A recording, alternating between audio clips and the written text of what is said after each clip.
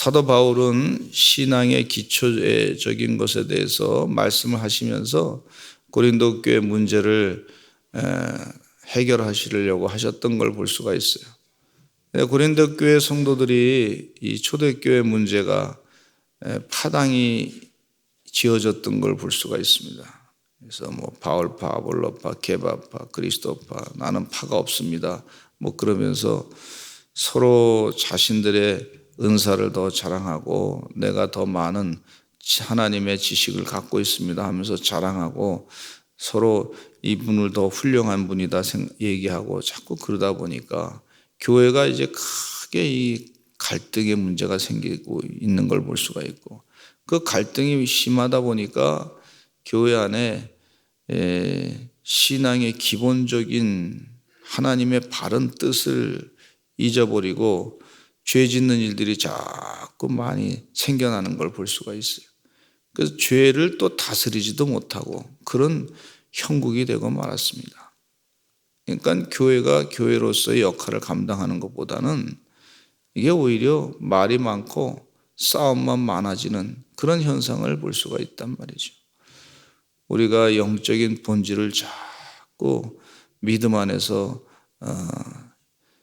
찾아서 그 하나님의 뜻을 따라 살아야 됩니다. 그래야지만 영적인 승리를 이룰 수 있게 되고 교회의 이 갈등의 문제도 해결되는 것을 볼 수가 있습니다.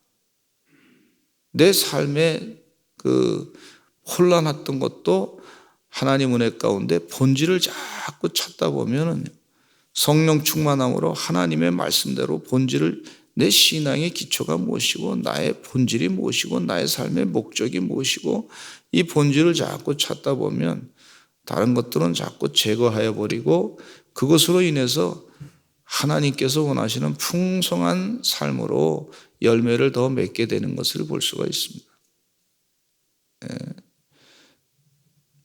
운동선수들로 보면 아주 그 기초를 참 잘 다지는 걸 볼 수가 있어요. 유명한 손흥민 선수도 늘 월드 클래스라고 해도 나는 월드 클래스가 아닙니다. 나는 훈련을 더 해야 됩니다. 훈련을 참 열심히 해요. 왼발로도 차고 오른발로도 차고, 그래서 상대방이 말이죠 왼발로 차는지 오른발로 차는지 모르게끔 말이에요 그렇게 만들고, 그래서 훈련을 많이 합니다. 체력 단련 훈련도 많이 합니다. 기초가 튼튼하니까 기량이 잘 발휘되는 걸 볼 수가 있어요. 교회도 마찬가지예요. 우리가 건축할 때도 기초를 잘 든든하게 세우는 것을 볼 수가 있지 않습니까?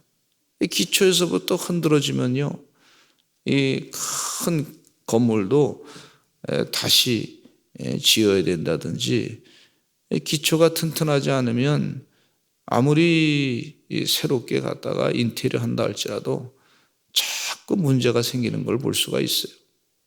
교회도 마찬가지란 말이죠. 그래서 이 성경 말씀에 13장의 사도 바울은 이 문제가 해결되는 것은 어제도 말씀드렸지만 다시 한번 말씀드리면 13장에 사랑에 대해서 말씀해 주고 있어요.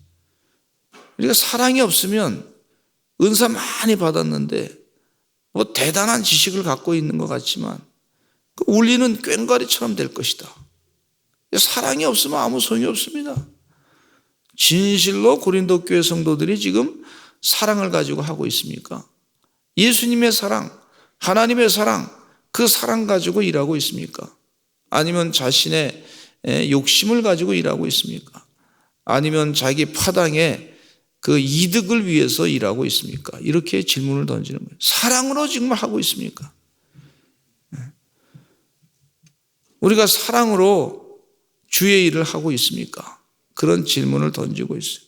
내 삶이 정말 예수님의 사랑으로, 하나님 사랑으로 내가 직분을 맡아서 일하는 것도 내가 주님의 사랑으로, 하나님의 사랑으로 그렇게 일하고 있습니까? 아니면은 내 세상적인 자존심을 내세우기 위해서 좀 기분 나쁜 일이 있으면은 그냥 그거 가지고 그냥 합니까? 이렇게 질문을 던지고 있는 것을 볼 수가 있어요.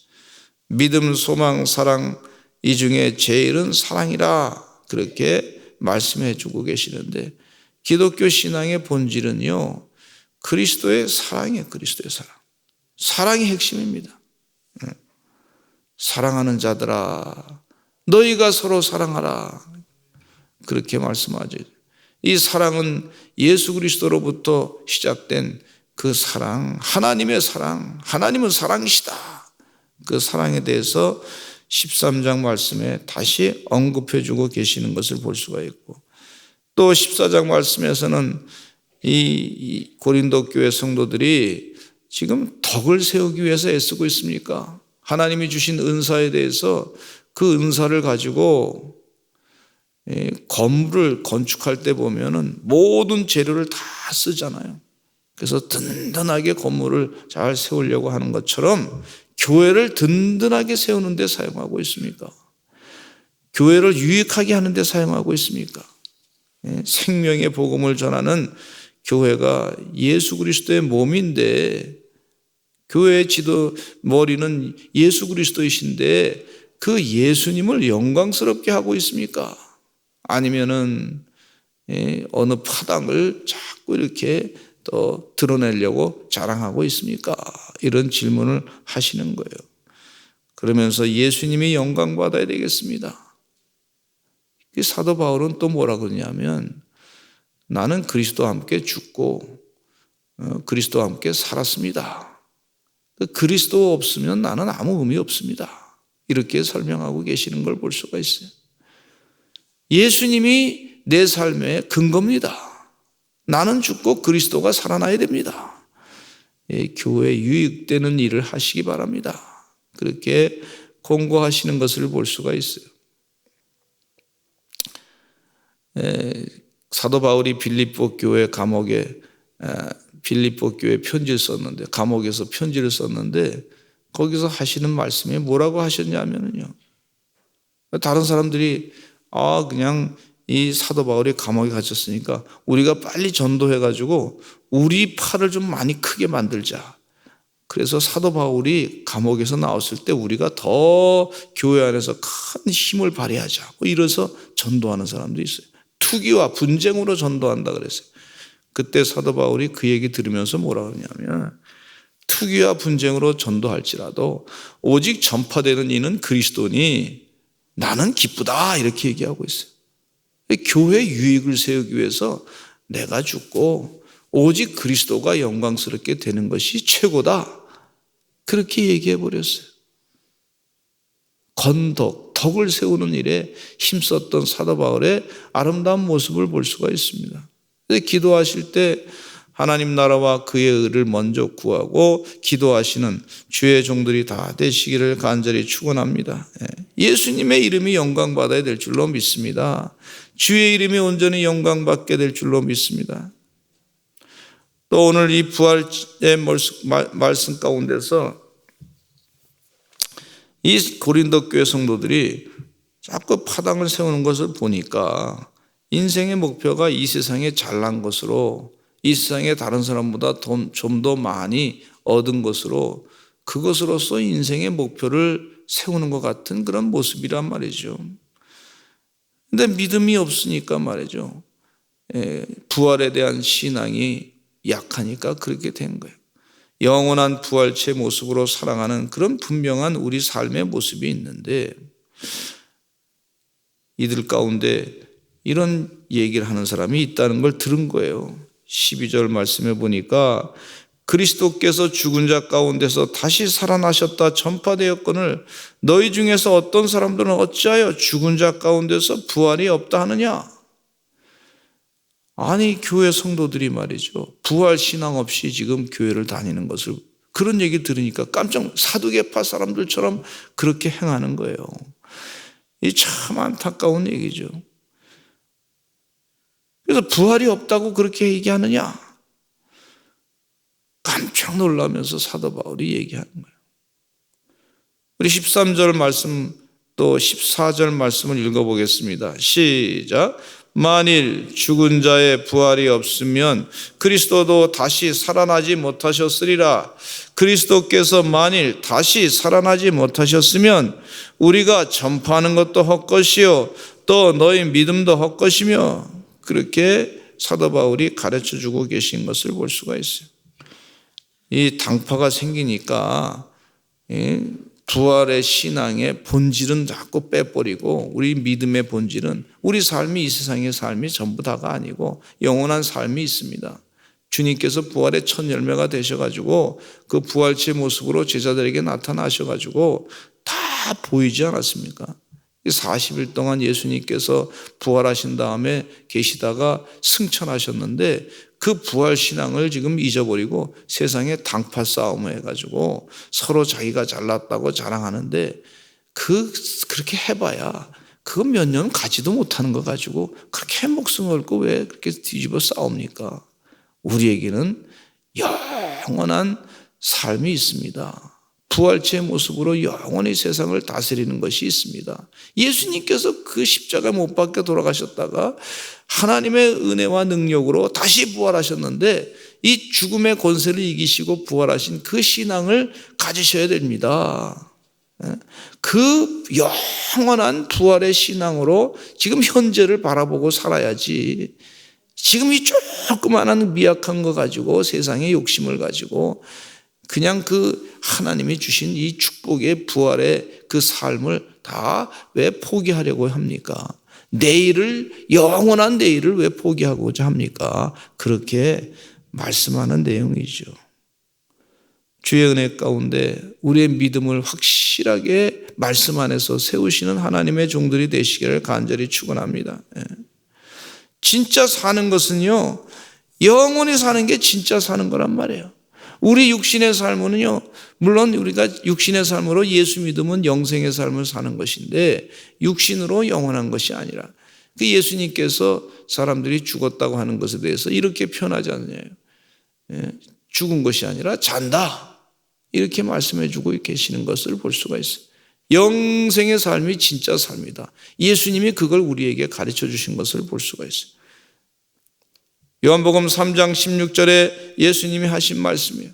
하나님이 세상을 이처럼 사랑하사 독생자를 주셨으니 이는 저를 믿는 자마다 영생을 얻게 하려 하심이라. 영생을 얻게 하려 하심이라. 너무 중요한 말씀이에요. 근데 요한복음 3장 15절에도 3장 16절 이전에도 그를 믿는 자마다 영생을 얻게 하려 하심이니라. 영생, 영원히 사는 삶. 왜 영생의 삶을, 이 부활의 삶을 포기하고자 합니까? 이런 말씀을 하고 있어요. 요한복음 6장 27절에 이런 말씀하고 있어요. 예수님께서 하신 말씀. 썩을 양식을 위하여 일하지 말고 영생하도록 있는 양식을 위하여 하라. 지금 이 파당을 세워가지고 싸우는 거 썩을 양식을 위해서 하는 거 아니냐, 이런 말씀하고. 왜 사람의 일만 생각하느냐? 주님께서 베드로를 꾸짖듯이 하나님의 일은 생각하지 아니하고 왜 사람의 일만 생각하느냐, 이런 말씀이라고 또 볼 수가 있어요. 썩을 양식을 위하여 일하지 말고 영생하도록 있는 양식을 위하여 하라. 이 양식은 인자가 너에게 주리니 인자는 아버지 하나님께서 인치신 자니라. 요한복음 6장 47절에 진실로 너에게 이르노니 믿는 자는 영생을 가졌나니. 할렐루야. 우리의 삶은 영원히 사는 것인데 이제 부활체의 모습으로 영원히 주님과 함께 세상을 다스리고 영원히 사는 그런 거룩한 존재가 된다고 하는 것을 말씀해 주고 있어요. 부활이 없다고 하는 사람들에 대해서 말씀하시기를, 그럼 부활이 없으면 우리가 예수 믿는 게 무슨 의미가 있습니까? 우리가 복음을 전가하는 것이 아무 의미 없고 헛된 것입니다. 그렇게 가르쳐주고 있는 것을 볼 수가 있어요. 그러면 그리스도 안에서 지금 예수 믿다가 죽은 사람들도, 잠자는 자들도 그런 망한 것처럼 그렇게 될 것입니다. 아무 괜히 쓸데없이 그냥 교회 와서 왜 신앙생활하고 왜 헌금 내고 그 기도하고 왜 그렇게 합니까? 이 부활이 없으면 아무 헛된 짓을 하고 있는 것처럼 왜 쓸데없는 짓을 하고 있습니까?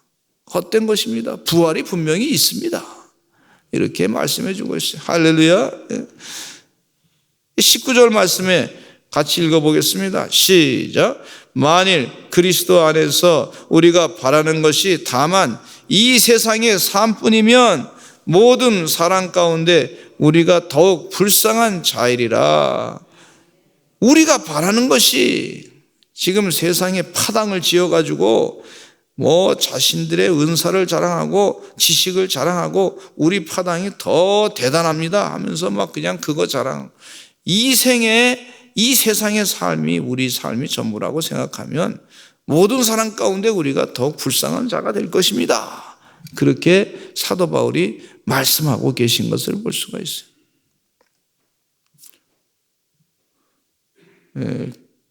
우리 교회에 오셔서 부흥회도 하셨던 우리 김홍도 목사님께서 유럽에 갔더니 말이에요.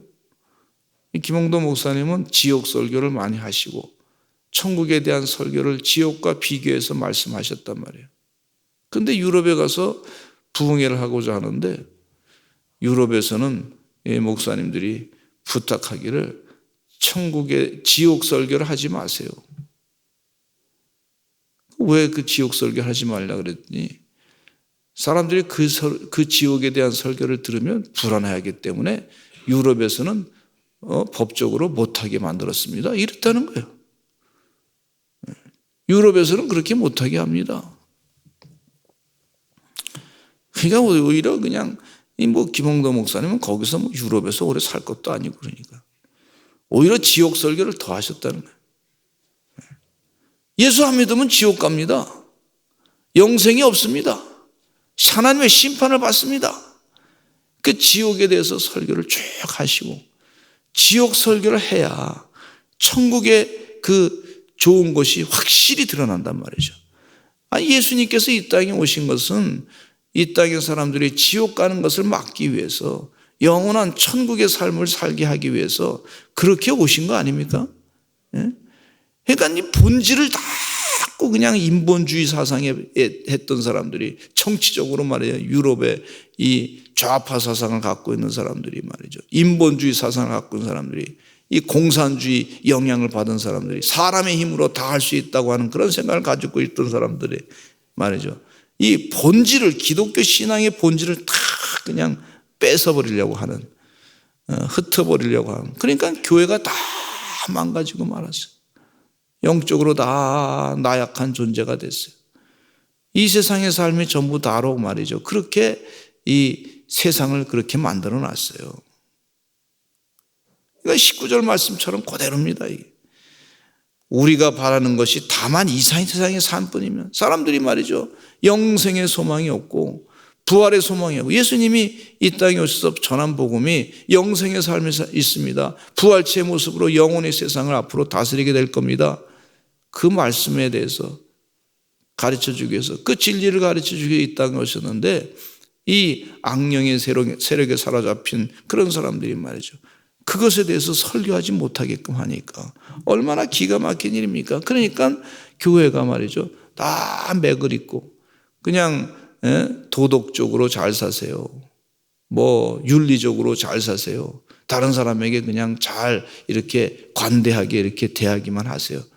그렇게 하니까 교회가 다 기운을 잃고 이 젊은 청년들이 말이죠. 영적으로 말이죠. 기운을 다 빠지게 만들어서 그래서 타락하는 그런 모습이 더 심하게 된다고 하는 얘기를 듣습니다. 안타깝습니다. 유럽의 교회들이 다 술집으로 바뀌고 다른 종교에다가 다 팔려지게 만들고 이 영이 잘못되니까 영원한 생명, 영생 이 소망을 잃게 만드는 메시지가 제대로 말씀이 증거되지 못하게 하니까 말이죠. 이런 결과를 갖게 되는 걸 볼 수가 있고 이 유럽의 청년들, 영국의 청년들이 공원에서 말이죠. 불타는 금이라 불금이라 그래서 더 타락하게 만들어서 더 타락하게. 나라가 아주 지금 참 앞으로 소돔과 고모라 현상이 그 가운데 있는 것을 볼 수가 있어요. 여러분, 그러니까 이 고린도 교회도 말이죠. 이 부활이 없다고 하니까 영생의 소망이 없고, 그러니까 이 세상에서 그냥 잘 먹고 잘 사는 거, 그것으로 인생이 끝나버리는 그런 결과를 갖게 되는 것을 볼 수가 있어요. 안타까운 일이라고 볼 수가 있습니다. 사도 바울은 이 부분을 지적해서 말씀해 주고 있어요. 영적으로 깨어서 부활의 소망을 가지고 사실은 하나님의 귀한 종들이 되시기를 간절히 축원합니다. 영생의 소망을 가지고 사시는 은혜의 귀한 종들이 되시기를 간절히 축원합니다. 우리가 신앙생활할 때 부활 신앙이 없으면, 영원히 사는 것이 없으면 그게 무슨 허망한 일을 지금 하고 있는 거예요. 그냥 자기 멋대로 살다가 육신의 삶에 그냥 잘 먹고 잘 살다가 끝나는 것이 전부 다다, 그러면 다 오히려 잘 나가는 것 같지만 다 타락하게 되는 걸 볼 수가 있어요. 사람은 그렇게 되지 않았습니다. 영이 잘된 같이 영생의 소망, 부활의 소망, 이 믿음을 가지고 살아야 우리가 바르게 하나님 은혜 가운데 주의 축복을 받고 살아가게 되는 줄로 믿습니다. 우리 다 같이 주여 많이 하시고 통성으로 기도하겠습니다. 하나님 은혜 가운데 간절하게 기도하실 때 아버지 믿음의 본질을 분명히 하고 신앙의 확실한 믿음으로 부활의 소망 가운데 살게 하여 주시옵소서. 우리 다 같이 주여 많이 하시고 통성으로 기도하겠습니다. 주여